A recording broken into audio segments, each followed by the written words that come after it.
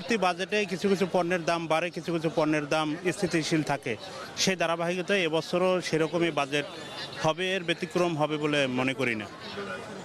তবে সাধারণ মানুষের নাগালে যে দ্রব্যগুলো নিত্য প্রয়োজনীয়, এগুলোর মান যাতে দাম স্থিতিশীল থাকে এবং কম দামে ভোক্তাদের পৌঁছে দিতে পারে সঠিক মাল, সেটা সরকারের খেয়াল রাখা উচিত। বাজেটের যেমন দাম বাড়তেছে, মানে প্রতিবার বাজেট আসলে দেখা যায় দাম বাড়ে, কোনো সময় দাম কমে না।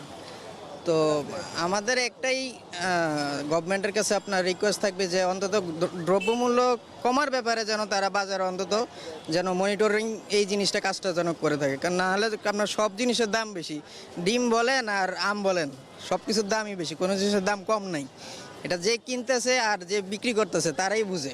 বাজেটের দাম বাড়তেছে, এটা আমাদের জন্য খুবই খারাপ, কারণ আমাদের আয় বুঝিয়ে তো ব্যয় করতে হইব। সুতরাং এখানে মানুষের আয় থাকতে হইব, আয় না হইলে মানুষ করতে নেই, এটা ইয়া করে উঠবো, ম্যানেজ করে উঠব। সে সুতরাং এবার ম্যানেজ করে উঠার মতো সম্ভাবনা নাই। আমাদের জন্য এটা খুবই বিপজ্জনক। গরিবের জন্য তো, আমাদের জন্য, সবার জন্যই তো, শুধু সবার জন্যই। যাদের সচ্ছল মানুষ সেগুলোর তো কোনো কথা নাই, কিন্তু আমাদের গরিবের যারা আছে সেগুলো খুবই বিপদ। হ্যাঁ, দ্রব্যমূল্যের দাম নাগালের ভিতরে থাকলে না সুবিধা, নাইলে কেমন নেব। নাগালে বাইরে চলে গেলে মানুষের সব কিছু দাম বাড়িয়ে যাবে, যাতায়াত এটা সেটা বিভিন্ন কিছু মিলিয়েই তো আমাদের চলা। তো এখন এই জিনিস বাজেটে যদি এগুলি দাম বাড়ায়, এখন তেলের দাম বাড়ছে আপনার, এই জন্যই হয়তো বা দ্রব্যমূল্যের দাম বাড়ছে আর কি। তেলের দাম, গ্যাসের দাম না, আসলে তো মূল্যস্ফীতি তো অনেক বেশি। এখন মনে করেন আসলে আমাদের জন্য তো প্রবলেম, কারণ আপনার আমাদের ইনকাম তো আর বাড়ে নাই, তাই না? এখন সব জিনিসপত্রের দাম মনে করেন বাড়তেছে, এখন আমাদের ইনকাম তো আর বাড়তেছে না, তাই না? এখন যদি সরকার যদি এই বিষয়টা যদি মানে চিন্তা ভাবনা না করে, তাহলে তো মানুষের জন্য কষ্ট। সরকারের তো এই জিনিসটা ভাবা উচিত, চিন্তা ভাবনা করা উচিত যে আসলে দ্রব্যমূল্যটা নিয়ন্ত্রণে রাখা, যাতে মানুষের যাতে কষ্ট না হয়, মানুষ যাতে মানে তার আয় অনুযায়ী চলতে পারে। এখন জিনিসপত্রের দাম এভাবে হু করে বাড়লে তো আসলে মানুষের জন্য কষ্ট হয়ে যায়, তাই না? মানুষের জন্য কষ্ট হয়ে যায়। এখন মনে করেন সরকারের উচিত হইল এই জিনিসটা গভীরভাবে ভাবা যে, এবং রাস্তাঘাটে কোনো ঝামেলা আছে কি না, বা এই মালামাল যেখানে আসে সেখানে কোনো প্রবলেম আছে কি না, ওইখানে কোনো অতিরিক্ত টাকা দেওয়া লাগে কি না, এই জন্য কি জিনিসপত্রের দাম বাড়তেছে। হ্যাঁ, যেটা আমরা বলি যে মানে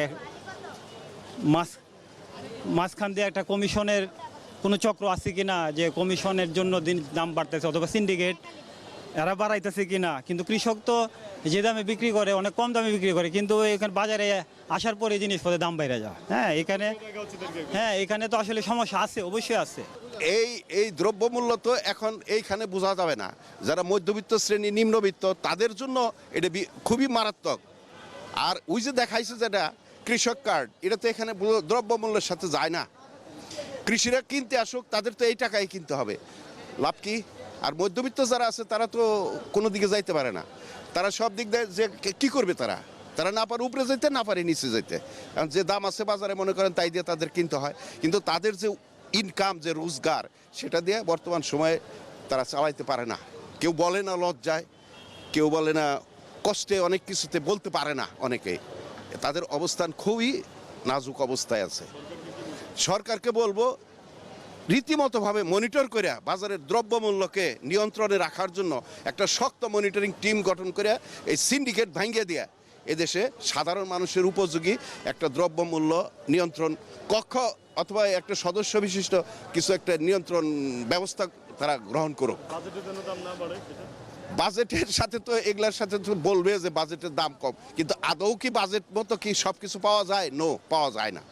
বাজেটে বলে ওইটার দাম কম, সব কিছু দামই কমে নাই। দেখবেন যে কিনবার গেলে সাধারণ মানুষ বুঝতে পারবে, তখন সব মূল্যেরই দাম বৃদ্ধি।